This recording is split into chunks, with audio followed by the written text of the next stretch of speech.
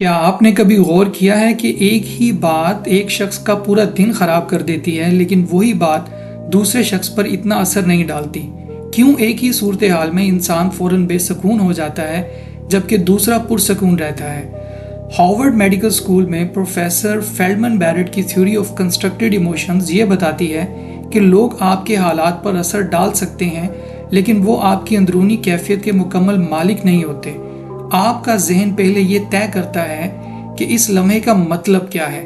نفسیات میں اسے اپریزل کہتے ہیں۔ سادہ الفاظ میں اپریزل کا مطلب یہ ہے کہ آپ کا ذہن کسی واقعے کو کیا معنی دیتا ہے۔ کیا یہ چیز خطرہ ہے؟ کیا یہ اہم ہے؟ کیا یہ میرے لیے تکلیف دہ ہے؟ کیا یہ معمولی بات ہے؟ اس کے مطابق آپ کی اندرونی کیفیت بنتی ہے۔ اس لیے ایک ہی واقعہ مختلف لوگوں میں مختلف کیفیت پیدا کرتا ہے۔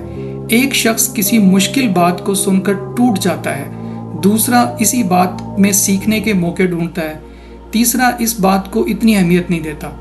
اگر جذبات سیدھے باہر سے آتے تو ہر شخص کا رد عمل تقریباً ایک جیسا ہونا چاہیے تھا، لیکن ایسا نہیں ہوتا۔ یونیورسٹی آف ڈینور کے پروفیسر رابنسن اور پروفیسر ماس اسے ہمارا میئر آف ایموشنز کہتے ہیں۔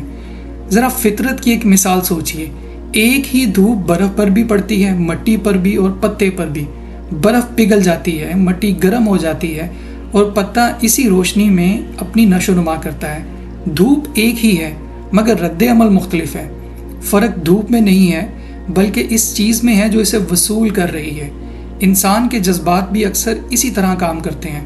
باہر کا واقعہ ایک ہو سکتا ہے مگر اس کا اثر اس بات پر منحصر ہوتا ہے کہ آپ کے اندر کیا چل رہا ہے۔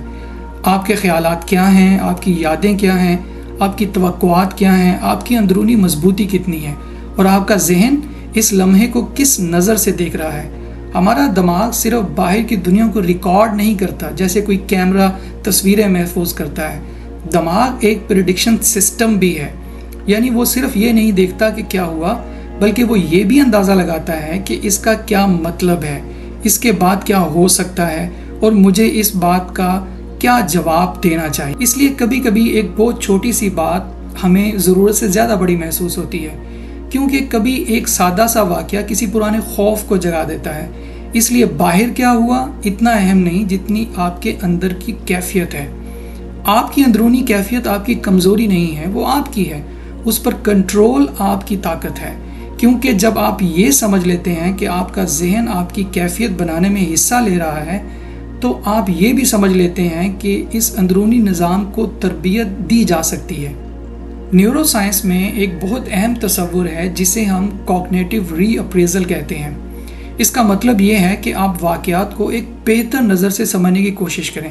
مثلاً فوراً یہ سوچنے کے بجائے کہ یہ بات میرے سکون کو لے گئی، آپ یہ سوچ سکتے ہیں کیا اس کی کوئی اور بھی تشریح ہو سکتی ہے؟ کیا میں اس لمحے کو اپنی ذات کے خلاف پڑھ رہا ہوں؟ حالانکہ شاید ایسا نہ ہو۔ تحقیق یہ دکھاتی ہے کہ جب لوگ کسی صورتحال کا مطلب بدلتے ہیں تو ان کی جذباتی کیفیت بھی اکثر بدل جاتی ہے، یعنی معنی بدلیں تو احساس بھی بدل سکتا ہے۔ فطرت ہمیں یہاں بھی ایک خوبصورت مثال دیتی ہے۔ ایک ہی ہوا درخت کو ایک جیسا نہیں ہلاتی۔ کچھ درخت فوراً ہل جاتے ہیں، کچھ جھکتے ہیں پھر سنبھلتے ہیں اور کچھ اپنی جڑوں کی مضبوطی کی وجہ سے قائم رہتے ہیں۔ ہوا ایک ہی ہے مگر جڑیں مختلف ہیں۔ انسان کی اندرونی زندگی بھی کچھ ایسی ہی ہوتی ہے۔ دنیا میں دباؤ بھی آئے گا، اختلاف بھی ہوگا، تاخیر بھی ہوگی، غلط فہمیاں بھی ہوں گی اور لوگ بھی اپنے رویے ہمیشہ ایک جیسے نہیں رکھیں گے۔ لیکن آپ کا رد عمل اس پر منحصر ہوگا کہ آپ کی اندرونی جڑیں کتنی مضبوط ہیں، آپ کی سیلف ورتھ کتنی سٹیبل ہے۔ مائنڈ فلنس کی تحقیق بھی اسی طرف اشارہ کرتی ہے۔ جب انسان اپنے خیالات، جسمانی کیفیت اور رد عمل کے انداز کو زیادہ شعور کے ساتھ دیکھنا سیکھتا ہے تو باہر کے واقعات کی گرفت کم ہونے لگتی ہے۔ اس کا مطلب یہ نہیں کہ زندگی آسان ہو جاتی ہے، بلکہ اس کا مطلب یہ ہے کہ واقعے اور رد عمل کے درمیان ایک وقفہ پیدا ہونے لگتا ہے۔ اسی وقفے میں سمجھداری شامل ہوتی ہے۔ یہ وقفہ بہت اہم ہے کیونکہ جب یہ وقفہ نہیں ہوتا تو پرانے ڈر سامنے آ جاتے ہیں اور انسان سمجھتا ہے کہ جو وہ محسوس کر رہا ہے وہی پوری حقیقت ہے۔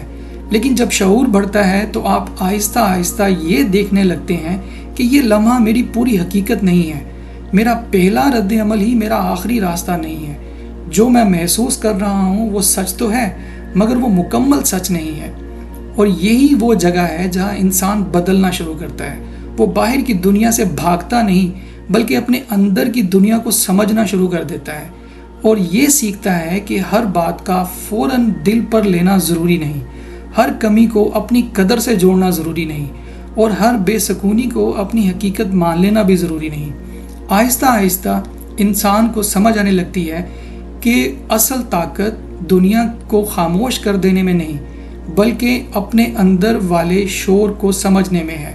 اصل سکون یہ نہیں کہ زندگی میں کبھی ہوا نہ چلے، اصل سکون یہ ہے کہ آپ کی جڑیں اتنی مضبوط ہوں کہ ہوا آ کر بھی آپ کو اڑا نہ سکے، کیونکہ دنیا ہمیشہ ویسی نہیں ہوگی جیسے آپ چاہتے ہیں، لیکن اس کے باوجود بھی آپ یہ سیکھ سکتے ہیں کہ ہر باہر کی ہوا اپنے اندر طوفان بنانے کی اجازت نہ دے۔ اور شاید یہی ایموشنل میچورٹی ہے، یہ نہیں کہ آپ کبھی ٹوٹے ہی نہیں بلکہ یہ آپ جلد سمٹ جائیں، آپ اپنے احساسات کے مالک رہیں، ان کے قیدی نہ بن جائیں۔ تو اگلی بار جب کوئی لمحہ آپ کو اندر سے ہلائے تو فوراً یہ نہ کہیے کہ میرا سکون چھن گیا۔